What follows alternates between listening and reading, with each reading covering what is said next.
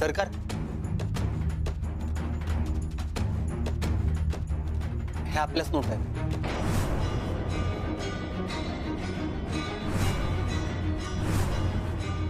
सगळ्या?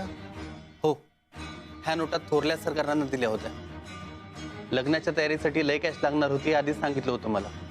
कोणी एक खट्टी लय कॅश दिली होती, त्यातल्याच ह्या नोट आहेत. नक्की ना? हो. हे बघा सरकार, आपल्याकडं सगळी दिलेल्या कॅशची सगळी नोंद दिलेली असते.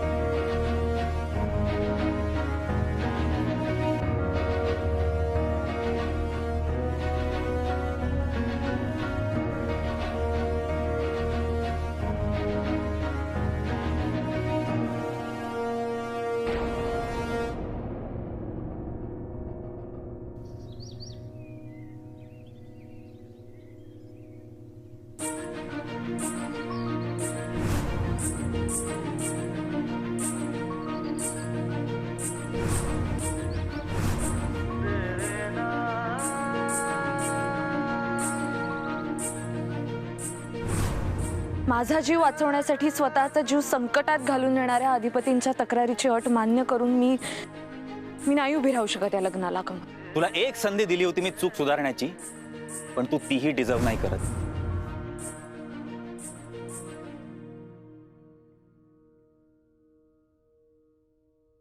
सगळं माझ्यामुळे झालं. तुझं ऐकायला हवं होतं आई. मी बाहेर गेले नसते तर यातलं काहीही झालं नसतं.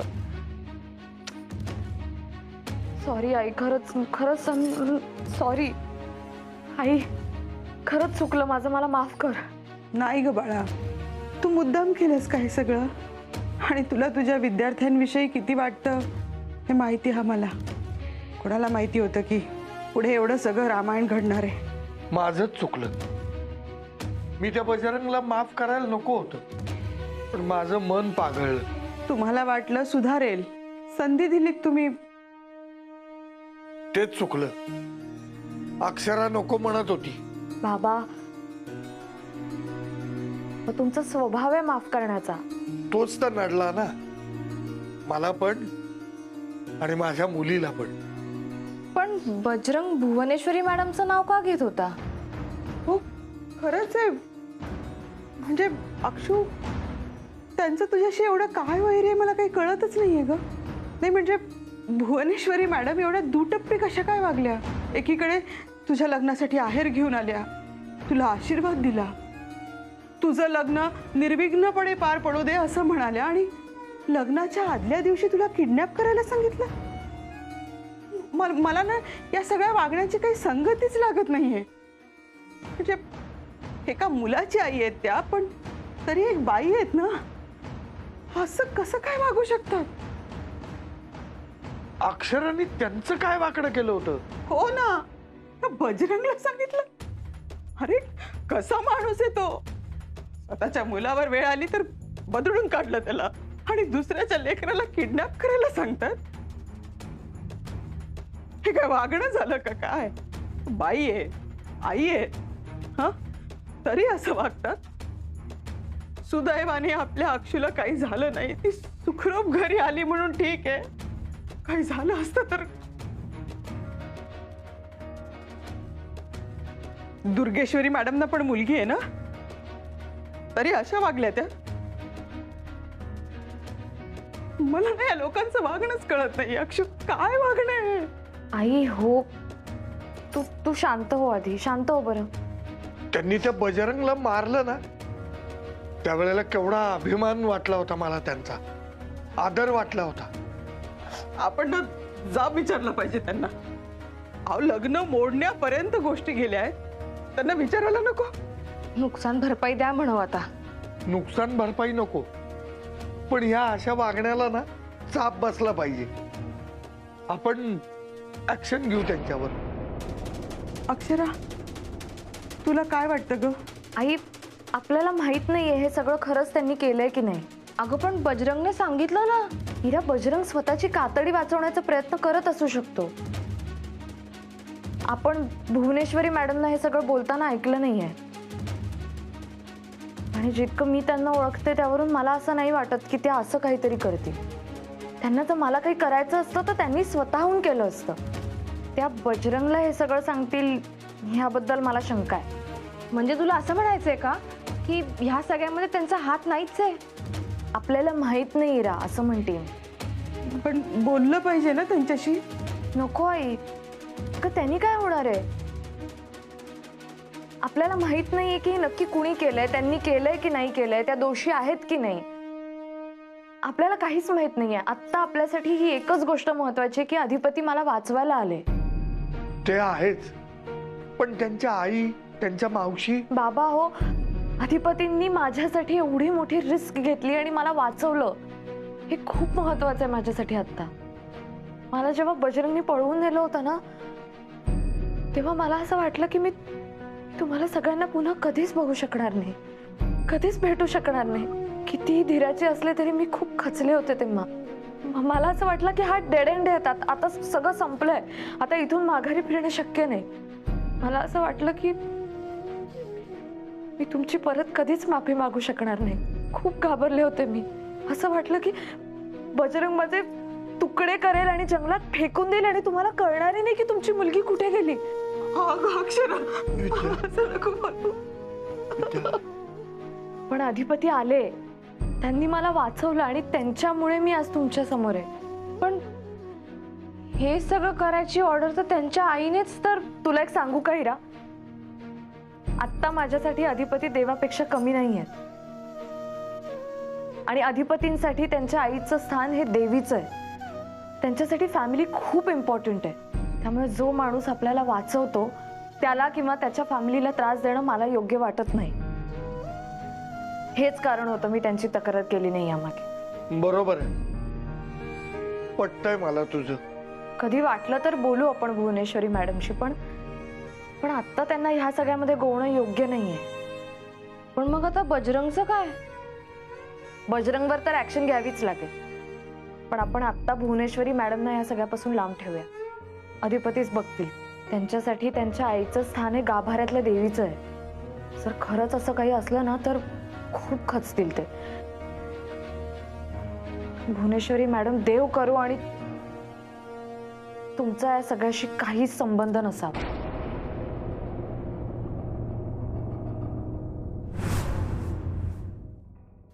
निघूया.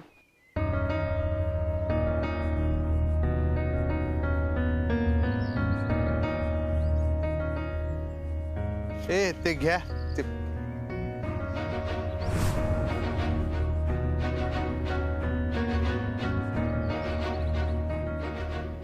आईसाहेब म्हणजे देवीचं स्थान आहे आमच्या मनात आणि पुजतोय त्यासने आम्ही मनातल्या मनात दिवस रात्र. आणि काय राव, आईसाहेबांचा शब्द म्हणजे अखेरचा शब्द. आणि आता कोण निघालं रावण, कोण निघालं 10 तोंडाचं, सांग मला ओंक्या. लोकांसाठी पॉवर वापरा हे शिकवलं ना आयुष्यभर. आणि आता स्वतःच तुम्ही कसं काय लोकांवर पॉवर वापरालाय तुमची? काय विषय, काय भानगड आहे ही? हा काय बिचारा मास्तरीन बाई, त्यांच्याबरोबर असं नाही व्हायला पाहिजे होतं मर्दा. शीश शीश. मीच जबाबदार आहे या सगळ्याला ना, मी जबाबदार आहे, बाकी कोण नाही. लगीन करायचं होतं त्यासनी. त्या कमिटमेंट आहेत, कमिटेड. सगळा इस्कोट आला त्यांच्या लाईफचा. नाचकी झाली अख्ख्या पै पाहुण्याच्यात. काय शी रे शी. बरबादी झाली मास्तरीन बाईंची. काय त्यांचा दोष आहे सांग की मला? एवढी साधी सरळ पोरगी, आपलं काम भलं, आपण भलं, नाकासमोर चालणार. आपले विद्यार्थी, स्वप्न पण त्या विद्यार्थ्यांचीच. ह्याला काय तर पायलट करायचा, ह्याला सायंटिस्ट करायचा, हिला डॉक्टरीन करायची. त्यांची फॅमिली बी एवढी गोड. काय ते बाबा, ती आई एवढी साधी सरळ, एवढी गोड फॅमिली. त्यांचा काय दोष आहे सांग? एवढी नाटकी झाली. काय घोडं मारलं होतं त्यांनी? मला काय कळेनाच राव. आता कुणी केली रावणगिरी ह्या सगळ्या मॅटरमध्ये? कुणी केली? चूक झालं जे काय झालं ना, जाऊ दे, डोसक्याचं भुसकाट पडाले माझ्या. चल स्टार्टर मार गाडीला.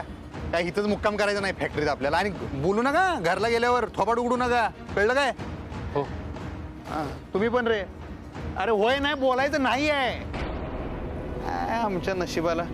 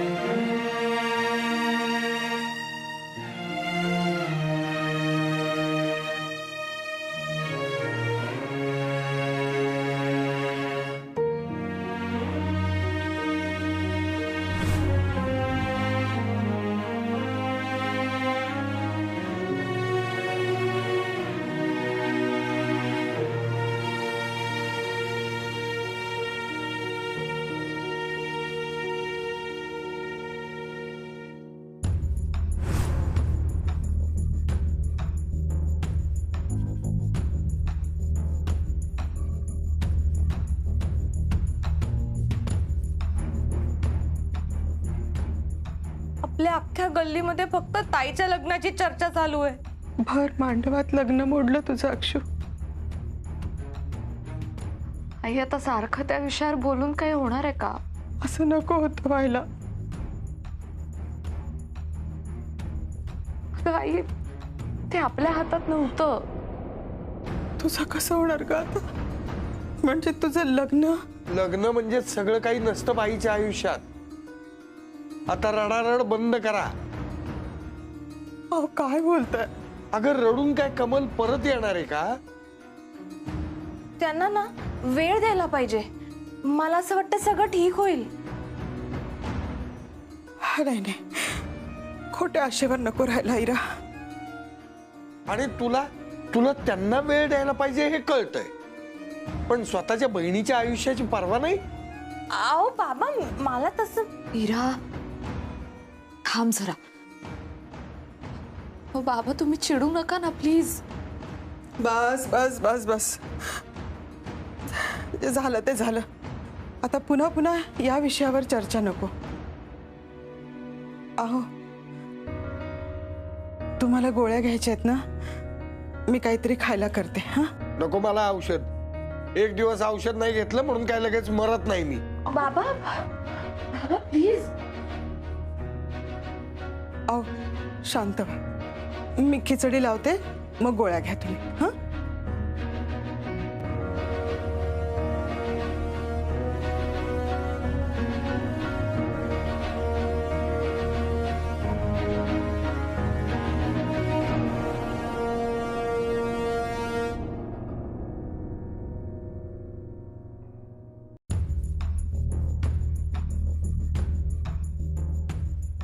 अधिपती कुठं आहेत?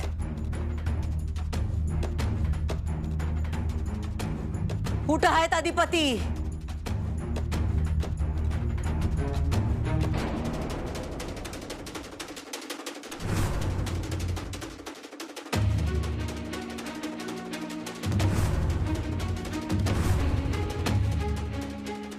काय आहे समजा?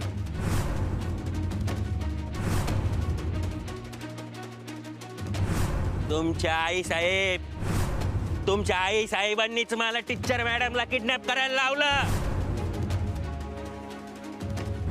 पर सत्य हेच आहे का मास्तरनीला किडनॅप करायला ताईनच सांगितलं होतं. हे पैसे त्यांनीच मला दिलेत म्हणून मी हे समज केलं. ह्या आपल्याच नोट आहेत. ह्या नोटा थोरल्या सरकारांना दिल्या होत्या. काय ऐकतोय आम्ही हे? ऐकावं ते नवलच. काय झालं अधिपती? असं का बघतायसा? आम्ही तुम्हाच नाही विचारतोय, कळतंय नव?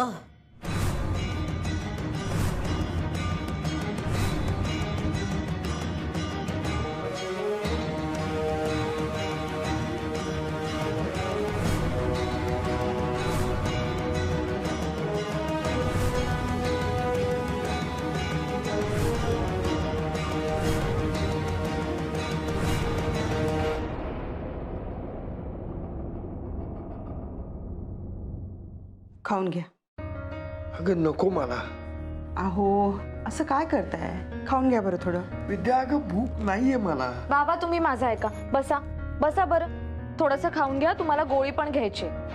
दे आई दे, ये बरं. प्लीज प्लीज माझ्यासाठी खा.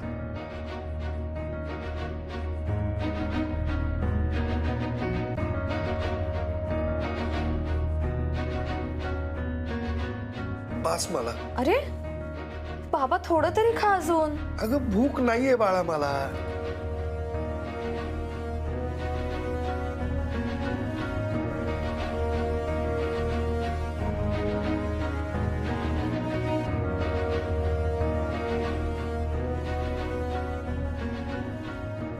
आता काय ताई, आता काय करायचं आपण? माहित नाही मला. कसं होणार सगळं? तुझं तर लग्न मोडलंय आता. आता जे होईल ते होईल. मला भीती वाटतेय ताई. भीती तर मलाही वाटते. ताई याची गरज होती का? कशाची? म्हणजे तू जिजूंचं ऐकलं असतंस तर चाललं नसतं का? अगं मीरा, ते जिजू नाही आहेत आता तुझे. म्हणजे मला म्हणायचं की तू त्यांचं का ऐकलं नाहीस? कारण अन्याय करणारा माणूस हा नेहमीच अन्याय करत राहतो. आज त्यांना अधिपतींवर अन्याय करायचा होता, उद्या उद्या त्यांच्या जागी तू असली असतीस. लग्नानंतर म्हटले असते की आईबाबांशी संबंध तोड म्हणून, मग ह्याला काही अंत नाही. पण ताई अगं लग्न तोडणं हाच एक उपाय आहे का? माझ्याकडे दुसरा काही पर्याय नव्हता. आणि तसंही लग्न मोडण्याचा निर्णय त्यांचा होता, त्यांनी मोडलंय लग्न. पण जर आपण त्यांच्याशी बोललो तर? त्याचा काही उपयोग होणार नाही. त्यांनी ठरवलंच, त्यांना समजून घ्यायचंच नाहीये. आपण डोकेफोड करून काय होणार? ताई तू एकदा बोल ना त्यांच्याशी. हे बघ इरा, तुला बोलायचं असेल तर तू बोल, खुशाल बोल. पण माझ्यासाठी आता कमल हा विषय संपलाय. मी खूप प्रयत्न केले. मलाही वाचवायचं होतं माझं लग्न, माझं नातं. पण मग नंतर लक्षात आलं की ही सगळी धडपड म्हणजे पालथ्या घड्यावरचं पाणी होतं. खरंय, कमलराव जे काही वागलेत ना ते खूप चुकीचं वागलेत.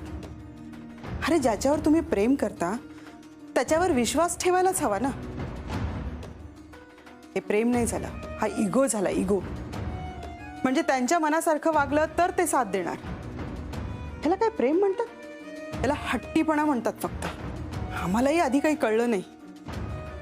सारखे घरी येऊन चिडचिड करायचे, तुझ्याविषयी तक्रार करायचे. आम्हालाही वाटायचं की तूच काहीतरी चुकतीयस म्हणून तुला समजावून सांगायचो. या सगळ्यामध्ये ना त्यांचा खरा चेहरा काही कळलाच नाही आपल्याला. बरं झालं अक्षता पडायच्या आधी हे सगळं घडलं. हो ना. जे होतं ना ते चांगल्यासाठी होतं. अगं लग्न झाल्यानंतर हे रंग जर त्यांनी दाखवले असते तर काय केलं असतं आपण? देव करतो ना ते सगळं चांगल्यासाठीच करतो. यात अक्षराची काहीच चूक नाहीये. मी बाप म्हणून तिच्या पाठीशी आहे आणि कायम राहणार. आणि आई म्हणून मीही तुझ्या बरोबर कायम असणार.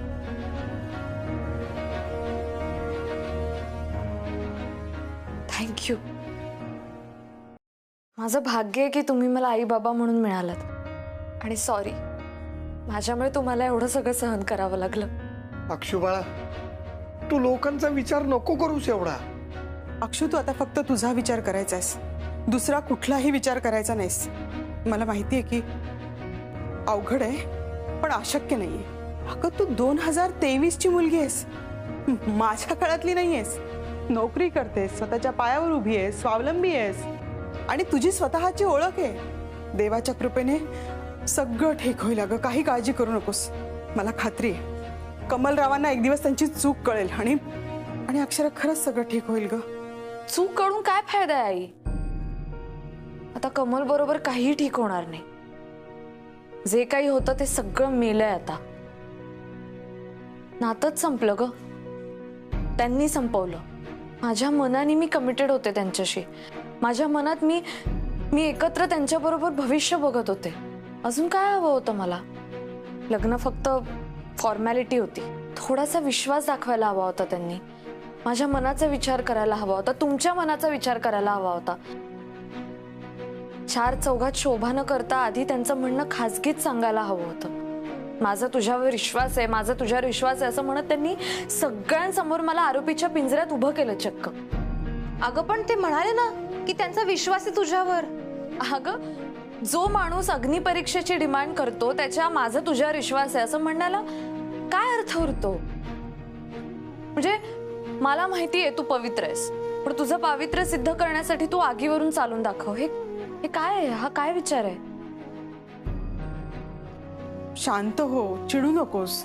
अगं मी चिडले नाहीये आई, मी अजिबात चिडले नाहीये. तुम्हाला असं वाटतंय का की मी चिडली आहे? ताई तू कमलवर चिडलीयस. नाही रा, मी माफ केलंय त्यांना. तू माफ केलंस त्यांना, तू चिडली नाहीयेस? हो, कारण चिडण्यात पण एक नातं असतं आणि माझ्या मनात आता तेही नाहीये. आता माझ्या मनात काही नाहीये, रिकामं झालंय मन. त्यांनी जेव्हा लग्न मोडलं ना तेव्हा त्यांनी फक्त लग्न नाही मोडलं, माझ्या मनातलं आमचं नातंही मोडलं, कमिटमेंट तोडली. आता सगळं संपलंय माझ्यासाठी. अक्षू, ही तुझी आत्ताची अवस्था झाली. हो बाबा, आणि फार कष्टाने आलेली अवस्था आहे. डिटॅच्ड. माझ्यासाठी एकदा काही तुटलं ना की ते कायमचं तुटलेलंच राहतं, परत जोडलं जात नाही आणि जोडायची इच्छाही नाहीये माझ्या मनात.